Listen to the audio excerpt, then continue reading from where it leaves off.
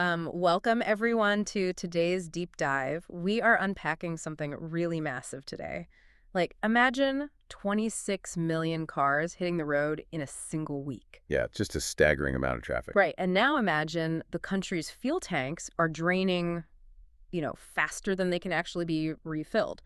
That is the exact logistical puzzle of Thailand's April 10th to 19th Songkran holiday that we're looking at today. It really is a high-wire act. I mean, looking at the numbers, we're expecting an estimated 10.65 million cars on main roads, and then another 15.89 million on expressways. Oh, wow. Yeah, and add to that an 18.58 million passenger surge on public transit, which is a 10% jump from last year. Moving that many people, it requires just an absolute ocean of fuel. Which brings us to this frankly terrifying math problem. Looking at the late March data, daily diesel demand is hitting almost 83 million liters, but production is sitting at just over 82 million. Right, so you have a deficit right out of the gate, and benzene faces that exact same tight squeeze. Okay, let's unpack this because it's basically like hosting a massive neighborhood block party where the keg is draining just a bit faster than it's being refilled. How do we actually keep the taps from running dry here? Well, the government is stepping in with some really heavy macro-level maneuvering to fix that. First off, they're pumping an extra 7 million liters daily straight to wholesalers. Okay, so just injecting supply directly. Exactly. And more importantly, they've dropped the mandatory fuel reserve rate down to just 1% to ease imports. Wait, hold on. How does dropping a reserve rate actually help? I mean, doesn't that just mean we have less fuel saved up for an actual emergency? It does lower that safety net, yeah. Yeah. But by dropping it to 1%, the government is telling fuel companies they don't have to keep a huge chunk of imported fuel locked away in silos. Ah, I see. So they can put it straight onto delivery trucks. Right. It cuts out days of bureaucratic storage requirements. Yeah. They also aggressively secured 36 million barrels to arrive by May.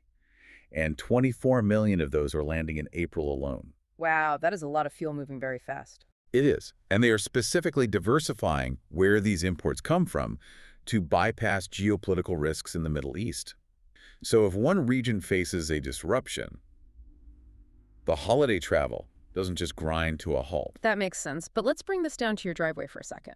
Say you are planning a road trip to Korat. The anxiety of pulling up to an empty gas station is very real. Oh, for sure. But you don't have to just cross your fingers anymore. You can actually use apps like Fuel Now and Pump Radar. Oh, yeah, I saw this in the source material. You can check exactly which stations have your specific fuel in real time, right? Exactly, so you don't run empty.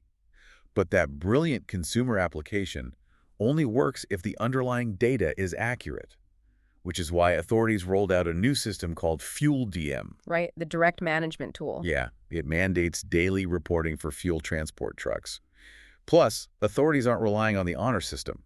They have randomly checked over 3,000 gas stations. And they're actually dipping into underground tanks too, right? Yeah. Just to make sure station owners aren't hoarding inventory. They are. In fact, they have already arrested hoarders and seized over 30,000 liters from 3 illegal sites. That is wild. But all this aggressive policing kind of reveals a deep anxiety because everyone knows the economic hangover is coming. Oh, absolutely. Yep. I mean, right now, to protect consumers, the government has strictly frozen holiday travel fares. Yeah, and the state railway even added 22 special trains to places like Chiang Mai and Yala just to handle the sold-out crowds. Right, but the cost of this massive operation has to be paid eventually.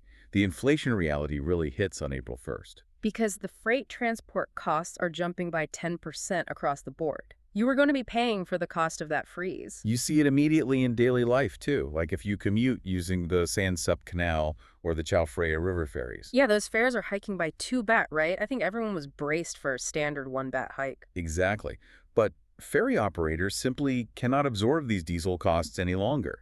The math just doesn't work for them. So basically, the fuel supply is heavily guarded to get you through the Songkran holiday. But the financial toll of actually transporting that fuel is rising. And that cost gets passed directly to you as soon as the holiday is over. Which leaves us with a fascinating and maybe a bit unsettling thought to ponder. If relying on real-time resource tracking apps like Fuel Now becomes a daily necessity rather than just a holiday novelty, how might this constant anxiety and micromanagement of resources permanently rewire how we navigate our cities? Yeah, are we always going to feel like we are scraping the bottom of the barrel just to get to work? It is definitely something to think about. Thanks for joining us on this deep dive, and we will catch you next time.